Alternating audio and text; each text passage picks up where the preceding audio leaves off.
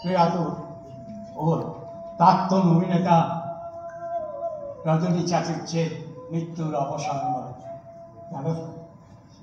হ্যাঁ, আর প্রতিভা প্রতিভা বলছো, জীবনের শেষ সময় ওই ছুঁড়ে ফেলে দিল ওই মজলিসি গল্পের রাস্তা জুড়ে, জানো তো?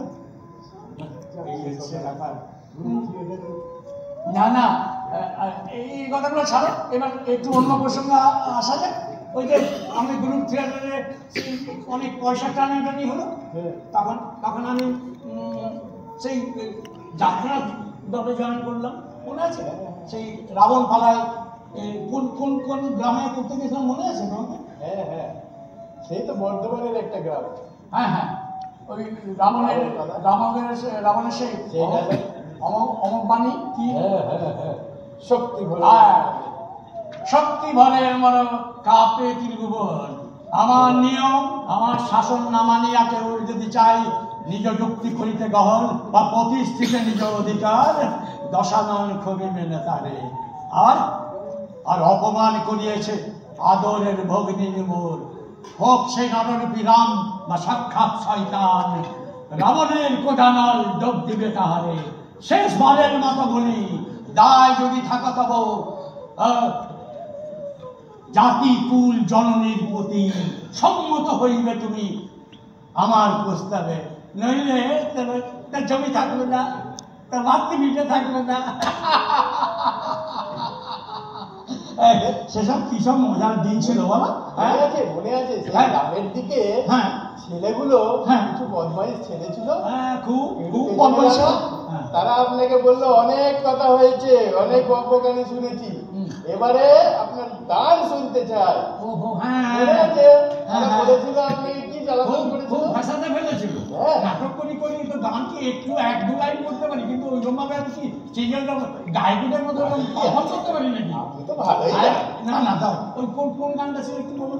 পায়ে পড়ি দাদা, দাদা পায়ে পড়ি না? ও দাদা দাদা, আমি দেখি তোমার তো এই গানে ভালোই ইয়ে আছে, তুমি একটু ধরো।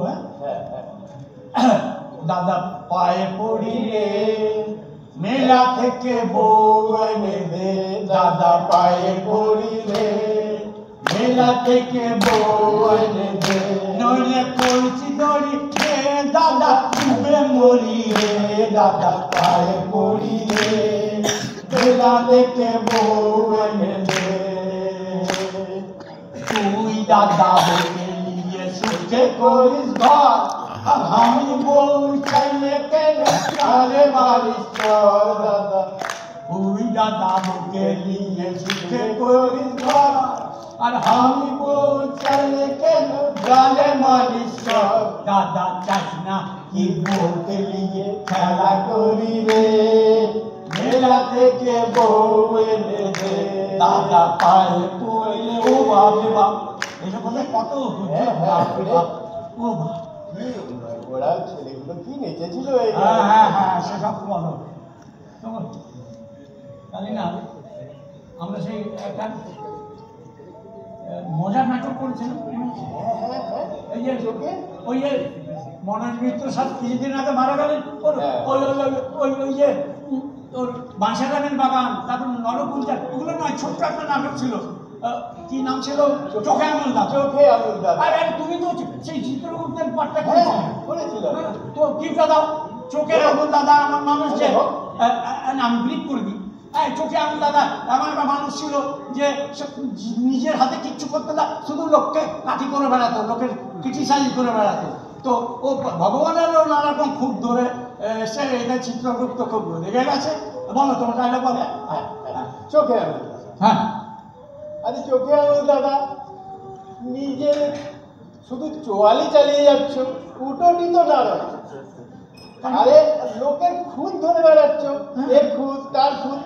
এবারে তুমি খুদ ধরতে আরম্ভ করলে ভগবানের। কেন? আরে ভগবান কি করেছে, তার কোন কীর্তিটা তোমার খারাপ লেগেছে? হাজারটা কীর্তি আছে যেগুলো খারাপ। সেই কটা একটা বলো, একটা। সেটা কি? সেটা হচ্ছে জোনাকি। জোনাকি? হ্যাঁ, চুপ চুপ জ্বলছে নিচ্ছে জোনাকি, জ্বলছে যদি নিচ্ছে কেন? এটা তোমার এই গভর্নমেন্ট মাথায় কেন এলো না? ওটা যদি সারাক্ষণ জ্বলেই থাকতো তাহলে গ্রামের মানে দেশের বিদ্যুৎ সমস্যার সমাধান হয়ে যেত। রবি, গো টু হেল।